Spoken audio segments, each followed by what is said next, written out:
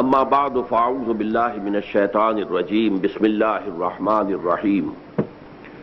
اصل میں نے تو 5 منٹ مانگے تھے ایک وضاحت کے لیے جو میری کل کی تقریر کا ایک تاثر رد عمل کے طور پر میرے سامنے پہنچا تھا، اور میرا خیال تھا کہ وہ امیر تنظیم کی خطاب سے پہلے ہو جائے۔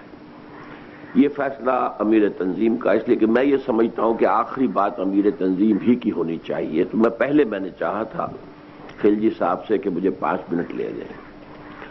انہوں نے کہا میں امیر تنظیم سے اجازت لوں گا۔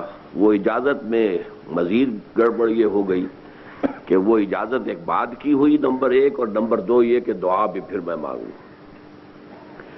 وہ جو وضاحت ہے، اس وضاحت کے بیان کرنے سے پہلے میں ایک لطیفہ آپ کو سنا دوں۔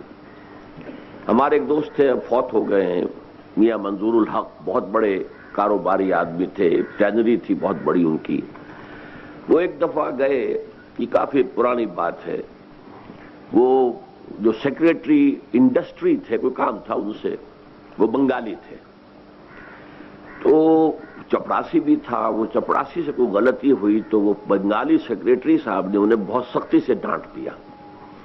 اب اس کا بیچارے کا منہ اتر گیا اور وہ باہر چلا گیا۔ اس کے بعد گفتگو کر رہے تھے میاں صاحب سے، اچانک خیال آیا، روب جاستی پڑ گیا، یعنی جاستی آپ سمجھتے ہیں یہ بنگالی میں زیادہ کے لیے۔ اسے خیال آیا کہ میں نے جو زیادہ ڈانٹ دیا ہے تو روب جاستی پڑ گیا ہے اس پر، تو اس کو بلایا اور پھر یعنی اپنی خندہ پیشانی کے ساتھ اس سے کہا کہ بھئی یہ کام کر لو، تاکہ اسے اندازہ ہو جائے کہ وہ غصے کی کیفیت ختم ہو گئی ہے۔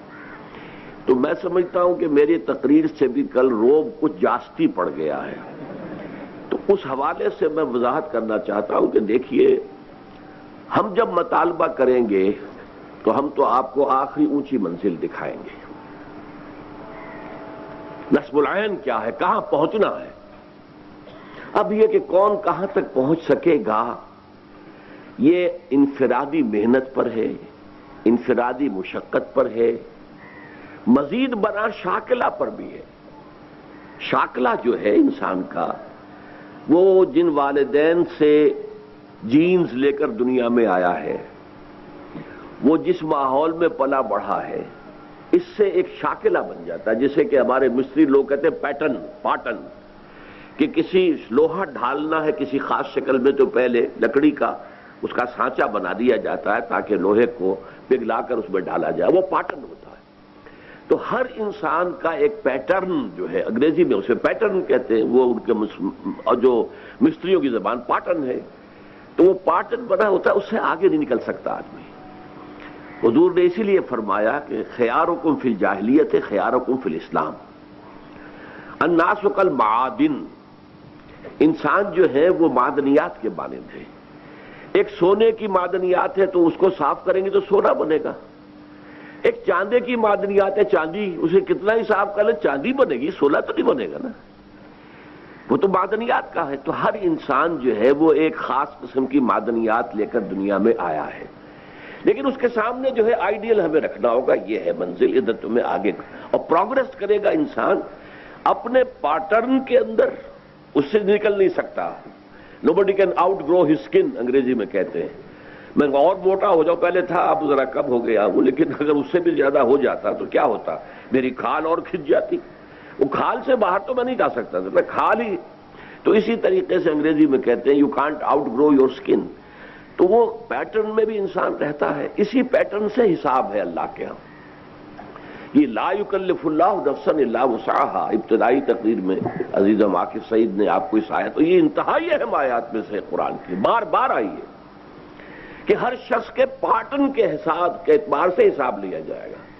وہ اندھے کی لاٹھی نہیں ہے کہ وہ سب کے لیے برابر ایک معیار ہو، نہیں، بلکہ یہ ہے کہ اللہ تعالیٰ ہر ایک کو وہاں پر جو ایسس کرے گا، وہ ایسس کرے گا میں نے اس کو دیا کیا تھا، میں نے اس کو جینز کون سے دیے تھے، کن سے اس کی طرف جو ہے وہ جسم بنا تھا، کس حال میں نے اسے پیدا کیا تھا، اسے میں نے دارالکفر میں پیدا کیا تھا، دارالاسلام میں پیدا کیا تھا، یا دارالخلافہ میں پیدا کر دیا تھا۔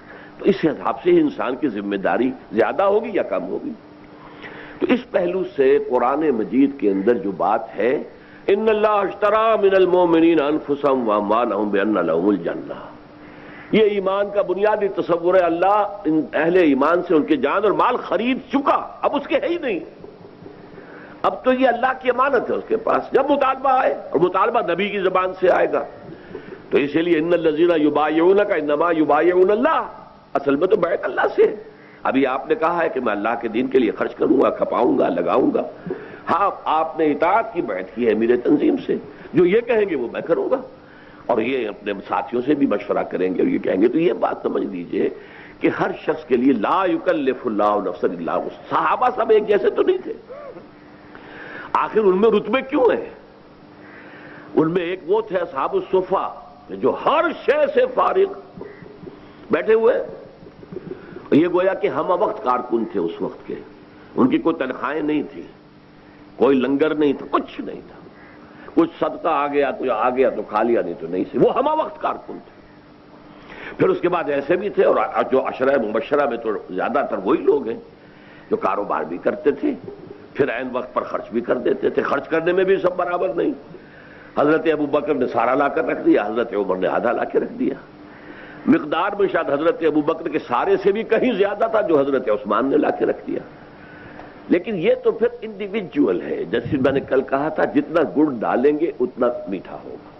اب یہ میرا اور آپ کا امتحان ہے، اسی لیے انفاق میں دیکھیے کس قدر اللہ تعالیٰ نے حکیمانہ انداز اختیار کیا ہے۔ یسألونک ماذا ينفقون، بھائی ہم سے کہا جا رہا خرچ کرو خرچ کرو خرچ کرو، کہاں تک خرچ کریں؟ قل العفو، کہہ دیجئے جو ضرورت سے زائد ہو۔ یہاں پر آپ کو اختیار دے دیا، آپ اپنی ضروریات جو ہے ربڑ کی طرح کھینچتے چلے جائیں گے، یہ بھی ہونا چاہیے، یہ بھی ہونا چاہیے، یہ بھی ہونا چاہیے، یہ بھی ہونا چاہیے، تو آپ کا سارا وقت، ساری توانائی، ساری صلاحیت اسی میں کھپ جائے گی۔ جو بہت خوبصورت شعر ہے عبد القادر بیدل کا رحمت اللہ علیہ، اور یہ بہت پسند تھا کس کو؟ شہنشاہ اورنگزیب کو۔ وہ شہنشاہ ہوتے ہوئے ٹوپیاں سی کر اور قرآن نقل کر کے اپنے ذاتی معاش لیتا تھا۔ دو ہندوستان میں بادشاہ ایسے ہوئے ہیں، نصیر الدین محمود اور اورنگزیب عالمگیر۔ لیکن یہ ہے کہ ان کو بہت پسند تھا یہ عبد القادر بیدل کا شعر، ہرس قانی نیست بے دل ورنہ درکار حیات، آنچ ما درکار داریم اکثرش درکار نیست۔ یہ تو ہماری ہرس ہے، تکاثر ہے، الہاکم التکاثر، یہ بھی ہو یہ بھی ہو یہ بھی ہو، یہ بھی مکان چھوٹا تھا بڑا ہو اور بڑا ہو اور بڑا ہو، لہذا اسی میں لگ جاؤ گے، اسی میں کھپ جاؤ گے، ساری توانائیاں، ساری قوتیں، سارے اوقات، ورنہ یہ اصل میں ہماری ہرس ہے۔ اس میں یہ ہے کہ اس کو کم کرو۔ شعر کا آخر کہا ہے کہ ہرس قانی نیست، لیکن بے دل ورنہ درکار، زندگی گزارنے کے لیے آنچ ما درکار داریم اکثرش درکار نیست۔ جن چیزوں کو ہم نے سمجھ لیا لازمی ہے وہ اکثر ان میں لازم نہیں ہے، یہ ہم نے سمجھ لیا کہ لازم ہے۔ وہ لازم چیزوں کا دائرہ بڑھتا جا رہا ہے، بڑھ کی طرح پھیلتا جا رہا ہے، اور ہماری ساری توانائیاں اسی میں لگ رہی ہیں۔ میرا ذاتی واقعہ ہے، میں اب 28 برس سے ایک مکان میں رہ رہا ہوں، 5 مرلے کا ہے، کیا ہے وہاں، کوئی بیڈ نہیں ہے، جدید کوئی بیڈ نہیں ہے، کچھ نہیں ہے، کوئی صوفہ سیٹ نہیں، کچھ بھی نہیں، تو چل پلنگ ہے جو سن 55 میں بنوائے تھے میں نے، اسی پر میں سوتا ہوں آج بھی، سن 55 کا بنایا ہوا چارپائی، جس پہ پہلے نیوار لگی ہوتی تھی، اب اس کے اوپر ایک پھٹا رکھ دیا گیا، کمر سیدھی رہے آدمی کی۔ تو ڈاکٹر یقین ہے میرے کلاس فیلو، پہلی جماعت سے کلاس فیلو ہیں، وہ ایک دن کہنے لگے کہ میں نے اپنی بیوی سے کہا تھا، اب ان کی ایریا بھی آتی ہے تو اب ان کے ہاں بڑا سا ڈرائنگ روم ہے، یہ ہے، ہمارے پاس کیا ہے، نیچے بس فرش بچھاؤ، آ کے بیٹھ جائے، کچھ ایک چھوٹی سی جو ہے وہاں پہ رکھ دی گئی ہے بینچ سی، کوئی بوڑھی عورت آئے یا کوئی، وہ میرا تو کوئی ڈرائنگ روم ہے ہی نہیں، میرا ڈرائنگ روم میرا آفس ہے، جو انجمن کا آفس ہے اسی میں وہی میرا ڈرائنگ روم ہے۔ انہوں نے بہت کہا کہ میں نے اپنی بیوی سے کہا کہ زندگی تو ڈاکٹر اسرار کی بھی گزر ہی گئی ہے نا، گزر ہی جاتی ہے زندگی، جھوپڑیوں میں تو پھر بھی کم سے کم ایک پکے مکان میں رہتا ہوں، جھوپڑیوں میں بھی تو زندگی گزرتی ہے۔ تو یہ کم سے کم کرنا، سکڑنا، البتہ میں کسی کے اوپر بھی کوئی انفرادی حکم کبھی نہیں لگاؤں گا، یہ آپ کی اپنی ہمت ہے، آگے سے آگے بڑھیں، فاستبقوا الخیرات، نیکیوں میں آگے سے آگے نکلے۔ اصولی بات وہی ہے کہ تم اپنی زندگی کو سکیڑو، کیونکہ دھنسے ہوئے ہو، یہاں سے نکلو گے تو پھر یہ ہے کہ کچھ کر سکو گے، ورنہ کچھ نہیں کر سکتے. بس اس بات کی مجھے، ورنہ کوئی شخص بھی اسے اپنے اوپر ذاتی ہٹ نہ سمجھے. بہرحال ہر طرح کے ساتھی تھے، ایسے بھی تھے. حضرت عمر، انہوں نے ایک اپنے صحابی ساتھی کے ساتھ طے کر لیا تھا، ایک دن دکان پر میں بیٹھوں گا، تم حضور کی صحبت میں گزار لینا، دوسرے دن تم بیٹھنا، میں جا کے حضور کی صحبت. اب ایک تو ہے اصحاب صفہ، ہمہ وقت بیٹھے ہیں، انہوں نے آدھا کر لیا. کچھ لوگ کاروبار کرتے تھے، پیسے جمع بھی کرتے تھے. حضرت عثمان کے پاس اگر نہ جمع ہوتا تو اتنا کچھ کیسے لا کے دے دیتے، لیکن نیت یہ تھی کہ جب وقت آئے گا سب حاضر کر دیں گے. تو یہ مختلف مزاج ہے، مختلف طبائیں ہیں. میں نے مختلف طریقوں پر اس کو پہلے بھی بیان کیا ہے. ہندی فلسفے کے اندر، ہندو فلسفے میں اللہ تک رسائی کے 3 طریقے بتائے گئے ہیں. ایک ہے جنان مارگ، معرفت کے ذریعے سے اللہ تک پہنچنا. یہ عقلاء، فلاسفہ، حکماء، ان کا راستہ. ایک بھکتی کے راستے سے اللہ کے راستے پر، نیکیاں، ذکر، مراقبے، تپسیائیں، یہ بھکتی ہے. اور ایک ہے کرما مارگ، وہ کیا ہے؟ آدمی کوئی فعال ہے، کاروبار کر سکتا ہے، کرے کاروبار، لیکن اس سے اپنی اٹیچمنٹ ختم کر دے. یہ ڈیٹیچمنٹ جو ہے یہ اس کرما مارگ کی شرط اول ہے ان کے ہاں فلسفے میں، کہ کوئی نفع ہو رہا ہو تو خوشی ہو رہی ہے، کوئی نقصان ہو رہا ہے تو دل جو ہے بیٹھ رہا. نہیں، یہ نہیں ہونا چاہیے. اور تم یہ سمجھو کہ جو کچھ کما رہا ہوں اللہ کے لیے کما رہا ہوں، جب وقت آئے گا پیش کر دوں گا. تو کوئی حرج نہیں ہے. کوئی شخص کاروبار کر رہا ہے، اس میں اللہ نے اسی کی صلاحیت رکھی ہے. وہ جنان مارگ کی طرف نہیں جا سکتا، بھکتی مارگ سے بھی اس کی، وہ جو ہے فارسی کا بھی بڑا پیارا شعر ہے، سنما رہے قلندر سزدر بمن نمائی، کہ دراز و دور دیدم رہو رسم پارسائی. یہ پارسائی جو ہے نیکی ہے، یہ کرو اور وہ کرو، اور جس کا کافی درس جو ہے آپ کو اذکار اور نوافل کی شکل میں ملا ہے. تو ایک شاعر کہتا ہے، اللہ مجھ سے یہ لمبا راستہ تو طے نہیں ہوتا کہ دراز و دور دیدم رہو رسم پارسائی، سلما رہے قلندر سزدر بم. مجھے تو کوئی قلندرانہ راستہ بتا دے کہ بس تیرا ہو جاؤں اور تیرے ہی لیے، تیرے ہی عشق میں، تیرے ہی محبت میں بس اپنی زندگی لگا دوں. تو یہ ہے مختلف مزاج. اللہ تعالیٰ، اب دیکھیے ہم نے جو کام شروع کیا ہے یہ اصل میں کار رسالت ہے، یہ کار رسالت ہے. اسی لیے ختم کا لفظ نبوت کے ساتھ آیا ہے، رسالت کے ساتھ نہیں آیا. نبوت محمد کے انتقال کے ساتھ ختم ہو گئی، دروازہ بند صلی اللہ علیہ وسلم. رسالت تو جاری ہے، آج بھی رسالت محمدی کا سلسلہ جاری ہے، صرف بائی پروکسی ہے. پہلے حضور خود کر رہے تھے، آج حضور کے امتی جو بھی، اور یہ حضور نے خبر دی ہے، میری امت میں ایک گروہ ہمیشہ ضرور قائم رہے گا کہ جو اس کام کو کرتا رہے گا.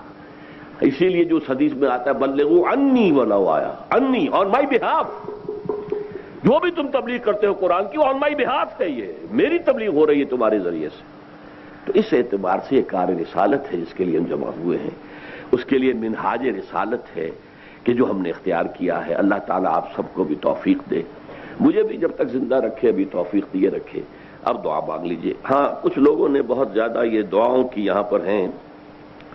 ہمارے ڈاکٹر عبد الخالق جو ہیں وہ اس وقت یہاں بیٹھے نظر نہیں آ رہے. ان کے والد صاحب جو ہیں پروفیسر احمد شفیع، ان کا انتقال ہوا ہے حال ہی میں. ایک اور انتقال کی خبر ہے